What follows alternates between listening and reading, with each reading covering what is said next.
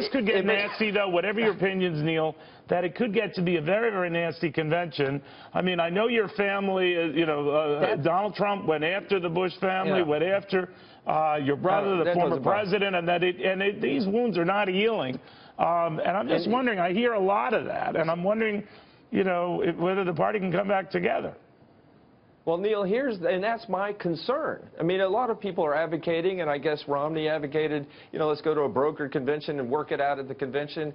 It's much more powerful as a unifying force for the Republican Party to have a nominee selected before the convention. Because you can get your messages clarified. Donald Trump says he's that guy. He's bringing in more people than your brother did. He's bringing in more people than your family did. He is that guy. Huge.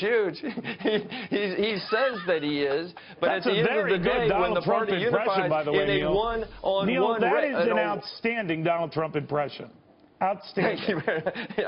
In a one-on-one race, though, Neil, I just have this instinct and intuition that he cannot survive. Trump will go down. Ted Cruz will crush Trump. All right, Neil, your family, the heralded, storied family, any of them inclined to even like Donald Trump? Anybody in my family? Yes. The Bush family. You know what? I can't speak for anybody else. I mean, how about maybe Mom? Donald How Trump's about Mom? Barbara Bush. Definitely not. How about Dad? How about Dad? I don't really know. I'm not going to speak for my dad. I'm not going to utter anything about my dad. All right. Your brother, obviously not a fan. I'm talking George Bush, the president. Yeah. I mean, So there's no one in your family who likes Donald Trump. The dog, maybe. I'm not going to say that. I can't speak for anybody in my family but me, and my wife, I believe, shares my views. All right. Well, the reason why I mention it is because, back to a thing, I know you got to go, but Donald Trump can argue, look, this passion, this increased participation in the polls and people voting, that's me. Donald Trump is saying, that's me doing that. That's me bringing this collection of people who never voted, let alone Republican, let alone vote at all, who are coming into the Republican Party, and I'm the guy, and not the Bushes, and not these old establishment guys. You say what? I read an interesting article, Neil, and you may have read the same thesis, that he's fomenting fear, kind of to appeal to the authoritarian nature of some of the voters.